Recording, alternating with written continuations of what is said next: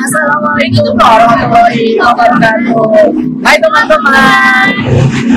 Saya dan Zahra dan rekan saya Hari Salman Alfaris. kita sekarang lagi berada di kawasan PT Indo Internasional. Nah, di sini kita tuh mau interview sama humas di PT Indo Internasional ini. Seperti yang teman-teman ketahui kan, humas itu kan memiliki citra yang baik. Tentunya sangat penting bagi sebuah perusahaan karena dengan citra yang baik dapat menjadi salah satu nilai plus bagi perusahaan untuk menarik investor. Nah, salah satu yang memiliki peran penting bagi perusahaan dalam membangun citra yang baik itu adalah seorang humas. Jadi langsung aja kita ke interviewnya. Assalamualaikum warahmatullahi wabarakatuh. Selamat siang kepada Bapak Dwi Agustiawan yang terhormat selaku Humas di PT Induro Internasional. Sebelumnya perkenalkan, nama saya Dandirda Azahra dan ada rekan saya Hari Salman Alfaris. Kami dari Universitas Islam Syekh Yusuf, mahasiswa semester 2 Fakultas Ilmu Sosial dan Ilmu Politik, Program Studi Ilmu Komunikasi. Nah, untuk mengenal humas lebih dalam lagi nih, di video kali ini kita akan ngobrol dengan ekspernya langsung, dengan Bapak Dwi Agustiawan selaku humas di PT Induro Internasional. Kita akan bahas humas mulai dari tujuan, cara kerja, tantangan humas yang akan dihadapi, dan masih banyak lagi. Nah, sebelum masuk ke intinya, kita harus kenalan dulu. Karena ada pepatah yang bilang, tak kenal maka tak sayang. Oleh sebab itu, kepada Bapak Dwi Agus, dipersilakan untuk memperkenalkan diri dari mulai nama, jabatan, dan latar belakang Bapak. Silakan. Oke, terima kasih waktunya. Assalamualaikum warahmatullahi wabarakatuh. Terima kasih kedatangannya dari rekan-rekan dari UNIS ya, dari UNIS Tangerang. Perkenalkan, nama saya Dwi Agustiawan, jabatan Humas PT Induro Internasional. Adapun saya memegang jabatan humas ini baru sekitar 1 tahun ke belakang ya. Karena sebelumnya saya aktif di SP, Serikat Pekerja. Adapun latar belakang saya di Induro ini sudah hampir 26 tahun. Cukup lama ya, cukup. Ya insya Allah lah cukup paham sekali terhadap apa yang menjadi visi dan misi perusahaan khususnya di PT Induro Internasional ini. Mungkin seperti itu. Oh, baik sekali. Oke, baik. Terima kasih Bapak atas perkenalan singkat. Kalau boleh tahu, sudah berapa lama? Tadi kan udah 25 tahun ya Pak? 20, ya. Dari awal pekerja di sini itu sebagai apa tadi? Awalnya saya masuk di sini sebagai di produksi, ya, di operator produksi. Lanjut di staff PPIC, ya hampir semua bagian sudah kita Terjamah gitu ya? Sudah terjamah, artinya cukuplah buat pengalaman ke depannya. Ya intinya ya Induro itu udah kayak rumah sendiri, karena saking lamanya mungkin kan seperti itu kan, jarang sekali zaman sekarang orang yang bekerja sampai puluhan tahun. Dan alhamdulillah di sini terpercaya di ya kami kekeluargaan itu cukup terasa. Ya. Baik. Oke Pak, apakah di PT Induro ini sendiri itu membangun kerjasama dengan pemerintah? Kalau iya, apa contoh dari pemerintahan tersebut? Ya, kebetulan kita ada produk yang namanya Puskesmas sanitasi ya, bahkan di kabupaten sendiri di tahun 2022 kemarin masih menggalakkan program sanitasi skala nasional. Kebetulan Kabupaten Tangerang menjadi tuan rumah, dan di situ kita tampil. Kita punya produk yang namanya biofil, yaitu septic tank yang ramah lingkungan berarti ya? Iya, jadi bentuk kerjasamanya antara lain kita mensuplai. Jadi alhamdulillah kita dikasih kepercayaan oleh pemerintah khususnya di Kabupaten Tangerang untuk menjadi supplier tunggal terhadap apa yang menjadikan program kabupaten tersebut. Dan di tahun 2000 kita juga 2004 mohon maaf, kita juga dipercaya oleh WHO dalam hal ini, Badan Dunia Kesehatan, terkait apa yang terjadi revitalisasi yang korban tsunami di Aceh. Jadi itu safety tank itu dari kita semua, hampir kita 4 tahun proyek di sana. Berarti Induro ini sangat di bidang kerjasama dengan pemerintah sangat membantu ya Pak ya? Ya betul. Dengan menyediakan produk yang sangat ramah lingkungan tentunya. Ya. Oke, pertanyaan selanjutnya nih Pak. Yang telah kita ketahui humas itu identik dengan membangun citra yang baik. Ya, biasanya strategi apa yang Bapak gunakan untuk membangun citra yang baik bagi perusahaan, Pak? Eh, untuk membangun citra baik di perusahaan, artinya kita pastinya kan punya semacam kebijakan. Iya. Betul. Kita beranjak dari kebijakan di perusahaan kami, ada beberapa kebijakan ya. Mungkin yang sesuai Indo itu sebenarnya singkatan. Oh, singkatan ya, Pak? Iya, singkatan. Kita ambil dari bahasa Inggris. Indur itu I-nya integrity, new ID, do the best, you win, I win, responsible, dan openness and fairness. Itu Induro. Ya. Oh, ternyata Indo itu dari singkatannya, Pak. Singkatan. Baru tahu jadi saya. bukan tiba-tiba Hanya Induro sekadar aja. nama saja ya, Pak ya, tapi di dalamnya mengandung begitu Betul. banyak arti. Itu kita yang saya sampaikan tadi, kita ada kebijakan mutu. Artinya ketika kita membangun suatu citra, apalagi kita suatu perusahaan, pastikan kita jual produk. Agar produk kita bisa dipercaya, kita punya 3 kebijakan. Yang pertama, sumber daya kita yang berkualitas. Jadi berawal dari sumber daya kita dulu, Iya. di dalam dulu. Terus menjamin mutu. Jadi produk yang kita luncurkan itu harus benar-benar mutunya kita berani Iya. pertanggungjawabkan, dan pengembangan yang berkelanjutan. Artinya kita tidak puas dengan hanya satu produk atau satu tipe. Bahkan contoh biofil itu bukan hanya satu tipe, ada berpuluh-puluh tipe, tergantung kebutuhan di masyarakat. Mungkin seperti itu. Oke, terus kan PT Induro ini bergerak di bidang manufaktur biofil kan, seperti yang Spiteng tadi. Apakah banyak pesaing di bidang tersebut?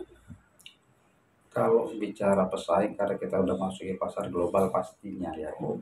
Oh, namanya juga di internasional ya, Pak ya? Internasional udah pastinya pesaing itu luar biasa, banyak sekali. Tetapi alhamdulillah Induro sudah teruji. Bahkan usia kami lahir, Induro itu lahir tahun 1974. Usia cukup kita lama ya? bulan Juni besok udah 50 tahun. Waduh. Artinya di Asia Tenggara maupun Asia Tengah, insya Allah kita permanufaktur fiber nomor 1. Dan sampai saat ini itu masih kita capai. Tapi kita tidak boleh puas di situ. Kita harus tetap melakukan pengembangan selanjutnya. Ya, seiring waktu berjalan pastinya PT juga harus memberikan inovasi yang baru, yang Iya, baru. betul. Ya. Betul. Pertanyaan selanjutnya nih Pak, bagaimana cara kerja Bapak sebagai humas untuk menjalin hubungan pemerintahan dalam konteks bisnis atau industri, Pak? Ya, artinya di sini kita yang pertama pastinya kan apapun yang menjadi kebijakan pemerintah. Ya. Dalam hari ini aturan pastinya pertama pasti kita akan ikuti dan laksanakan. Iya, Iya, betul. betul. Ya, itu baik skala daerah maupun di skala nasional, Nasional maupun internasional bahkan ya, Pak. Terbukti kita udah meraih ISO. Iya. Ya kan, itu udah ISO 9002.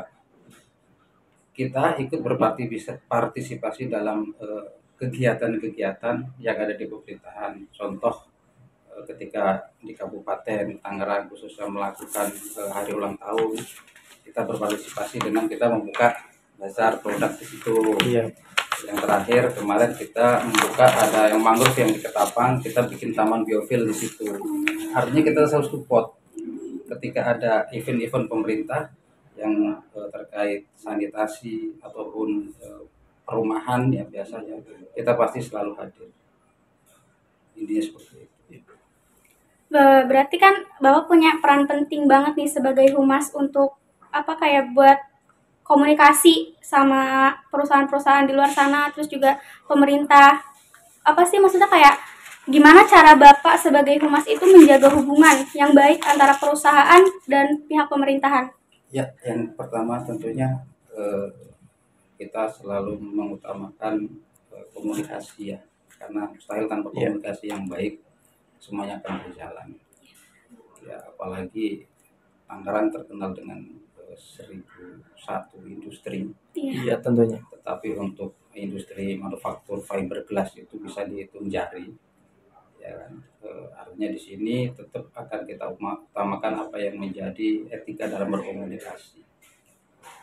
Jadi itu yang kami lakukan selama ini, sehingga apa yang menjadi pertanyaan tadi, problem-problem terkait mungkin di lingkungan. Karena bagaimanapun lingkungan ataupun posisi kami berada di masyarakat sekitar. Iya. Jangan sampai terjadi gesekan kan seperti itu. Nah di situ kami melakukan beberapa kegiatan rutinitas tahunan. Contohnya kita setiap lebaran haji kita mengeluarkan sebagian rezeki kita Untuk berkurban ya Pak dalam tentunya. kurban. Iya. Setiap Idul Fitri ya mau Idul Fitri kita mengeluarkan beras. Kalau kita bisa kita barang sih, ya, kita barang beras dibagikan ke masyarakat sekitar. Terkait rekrutmen pekerjaan atau karyawan, kita juga pasti mengutamakan wilayah ya, wilayah. Artinya jadi biar sama-sama kita merasa saling membutuhkan. Karena mustahil Indro bisa berdiri ketika kanan kirinya tidak mensupportnya. Iya Iya, betul. benar. Mungkin itu seperti itu. Oke. Selanjutnya nih Pak, peran apa yang Bapak lakukan sebagai humas dalam mendukung fungsi hubungan pemerintah perusahaan?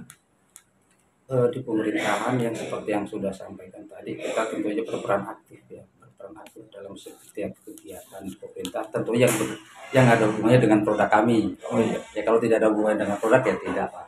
Ya kan? betul. Mungkin di luar itu terkait apa yang menjadi kebijakan pemerintah, karena ketika kita bicara produk terlalu sempit, tapi kita bicara terhadap aturan main, aturan tenaga kerjaan itu kan pemerintah juga, kita selalu berperan aktif. Artinya alhamdulillah di perusahaan kami itu ya kita fair. Jadi ketika apapun yang menjadi peraturan pemerintah ya itu kita laksanakan. Jadi seperti itu. Jadi butuh support. Taat pajak pastinya kan seperti itu. Iya betul. Terus negara perizinan kita pasti beresin semua. Jadi itunya tidak ada masalah. Karena Iya. kami sadar bagaimanapun ya kita tidak bisa lepas dari pemerintah. Iya. Jadi kita harus tetap menjalin komunikasi yang baik, membangun komunikasi yang baik, dan ya harus jalan bareng-bareng. Mungkin seperti itu. Pertanyaan selanjutnya, jika suatu ketika terdapat masalah yang menyebabkan turunnya citra baik di perusahaan ini, langkah-langkah apa yang akan Bapak lakukan sebagai humas untuk mengatasi resiko reputasi akibat konflik? Yang pertama tentunya kita akan lihat akar masalahnya dulu seperti Betul. apa, ya kan kita tidak bisa menjustis masalah ini, tidak. Kita akarnya masalahnya seperti apa, itu datangnya dari mana. Nah, ketika itu emang katakanlah datangnya dari luar, kita harus berbagi komunikasi itu tadi, karena tidak mungkin lah semakin karena prinsip di kami semakin kita tinggi kita harus semakin menurun. Oh, ilmu Ilmu padi. padi. Badannya pasti selalu besar. Bayangkan Iya. kita perusahaan fiber yang 50 tahun itu bukan waktu yang singkat. Betul. Kita udah hampir 3 generasi.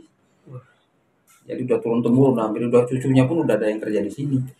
Dari kakeknya Iya. udah pensiun, anaknya sekarang cucunya udah hampir 3 generasi kita alami. Artinya terbukti kemarin kita krisis tahun 98 kita bisa melewatinya. Terakhir kita kemarin 2000 dihantam Covid kayak apa dahsyatnya, alhamdulillah kita masih bisa berdiri walaupun tertatih.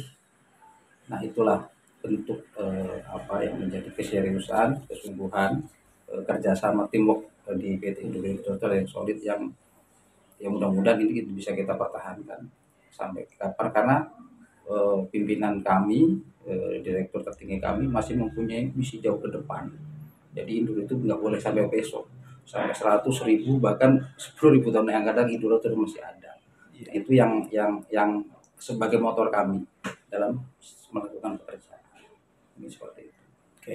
Selanjutnya nih Pak, bagaimana Bapak sebagai humas melakukan pemanfaatan media sosial dalam mempengaruhi opini publik dan pemerintah?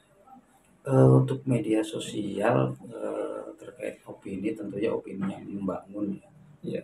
Jujur karena sekarang udah zaman Media sosial, Bang. media sosial, Digitalisasi. kita kebanyakan menggunakan media sosial itu untuk marketing kita. Jadi sekarang teman-teman kalau balik lagi ke septic tank, ke biofil tadi, beli biofil udah kayak beli paketan biasa aja. Iya, Di tinggal Shopee dari kita rumah ya. buka, dibeli kita buka, ya kan IG kita ada. Jadi kalau teman-teman ingin melihat info seperti apa, sekarang sudah bisa terbuka. Betul. Di YouTube ada, kita pasangkan. Jadi luar biasa. Jadi sangat membantu sekali media sosial itu, dan kita nggak boleh ketinggalan zaman ya. Harus mengikuti itu karena emang sekarang zamannya seperti itu. Dan alhamdulillah ya itu berjalan di kami. Kita udah ada timnya juga yang untuk terkait media sosial tadi itu. Yang selanjutnya, apa saja strategi yang efektif yang Bapak lakukan dalam menghadapi regulasi pemerintahan yang ketat? Untuk menghadapi regulasi pemerintahan ya pastinya kita pasti akan ngikutin apa yang menjadi regulasi. Karena kita sadar sebagai warga negara yang baik ya kita harus mengikuti apapun yang menjadi peraturan pemerintah. Harus taat Iya, begitu ya. Harus taat. Contohnya pajak, apapun modelnya pajak ya kita harus bayar. Karena kita itu tadi, kalau kami di sini berprinsip ya, bekerja itu bukan hanya semata-mata nyari duit, tapi bekerja itu adalah ibadah. Betul. Itu yang ditanamkan di Ikhtiar ya, Pak. pimpinan kami. Jadi terkait masalah apapun yang menjadi regulasi kita tetap akan ikut itu, bahkan ya kita bisa di atas itu ngelebihin lah. Dengan regulasi ya dia ngasih pemerintah ngasih gaji kita mamanya 1.000 ya kita kalau bisa ngasih ke karyawan 1.100 itu yang kami lakukan. Jadi seperti itu, jadi kita tidak ada masalah selama ini dengan regulasi. Oke, pertanyaan selanjutnya Pak. Menurut Bapak seberapa penting membangun jaringan dengan pemerintah dalam hubungan antara pemerintahan dengan perusahaan? Sangat penting itu karena itu tadi itu kan kayak apa namanya segitiga ya.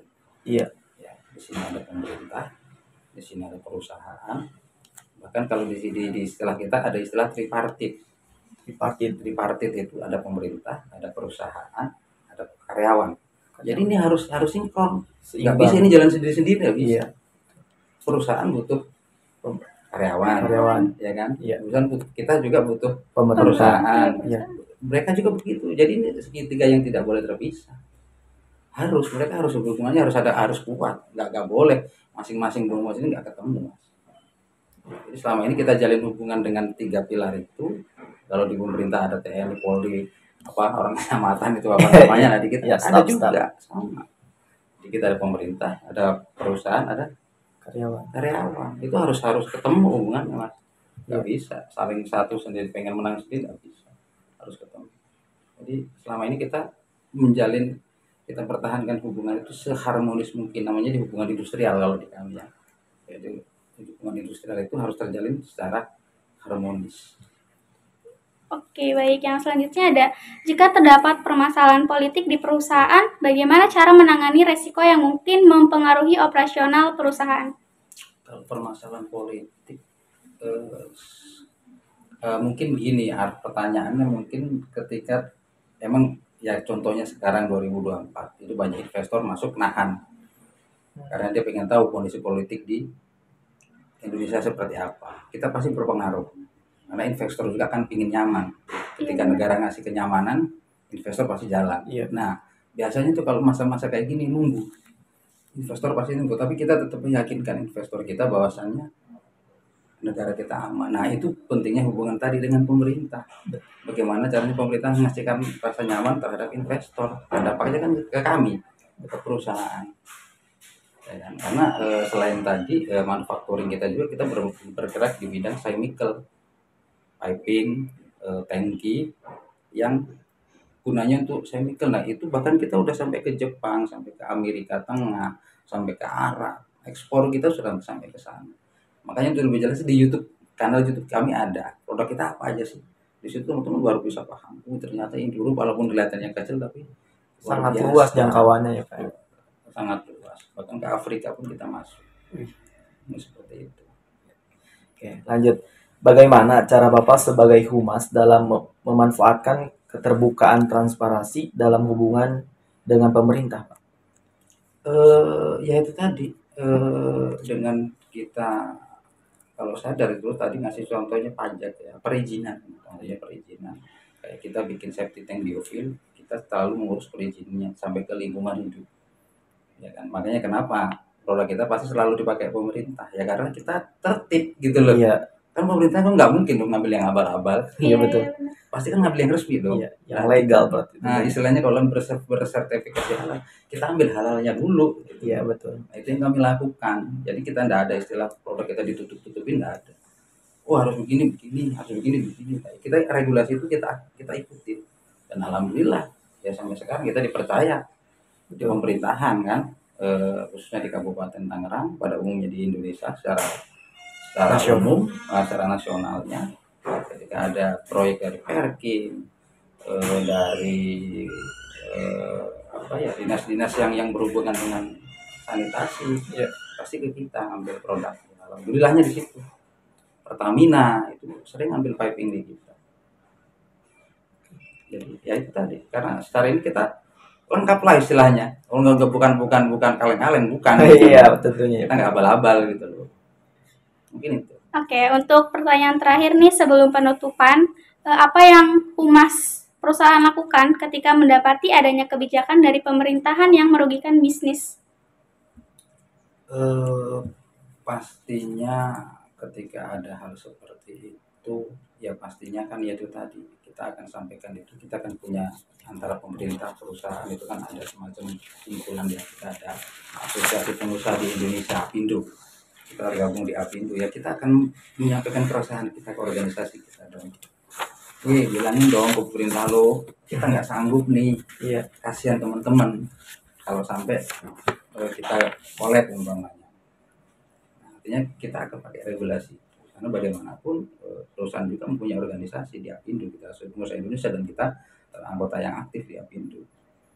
Ketika ada permasalahan seperti itu, ya kita coba secara eksternal ya, kita sampaikan keresahan kita, ya secara internal ya bagaimana caranya kita bisa bertahan di tengah-tengah situasi atau kebijakan yang tidak berpihak ke kita. Yang jelas ya kita sudah teruji lah di krisis 98, di Covid 2000 sampai 2002, kita masih bisa bertahan, insya Allah lah. Dengan niatan yang tadi ya, dengan kekompakan yang tadi, kesolidan yang tadi, insya Allah. Saya yakin kita mesti sanggup untuk 100-200 tahun ke depan. Amin. Oke, mungkin itu aja bincang-bincang kita bareng Humas PT Induro kali ini. Terima kasih banyak Pak atas waktunya dan ilmu yang baru saja kita dapatkan. Perlu kita ingat kembali nih bahwa Humas memiliki peran penting untuk menciptakan citra baik, mengkomunikasikan segala informasi tentang organisasi kepada publik, klien ataupun para investor. Baik teman-teman, cukup sampai di sini aja videonya. Mungkin mohon maaf jika ada pertanyaan yang kurang berkenan di hati teman-teman semua atau di hati Bapak atau menyinggung perasaan Bapak. Terima kasih juga kepada Pak Dwi atas waktunya yang telah bersedia menjadi narasumber kami dalam tugas kali ini. Terima kasih banyak yang telah menonton video ini hingga akhir. Saya Dirda Zahra dan rekan saya Alisa Fariz pamit undur diri. Terima kasih. Wassalamualaikum warahmatullahi wabarakatuh. Alhamdulillah. Tuh airnya tuh. Apa? Oh iya, mati.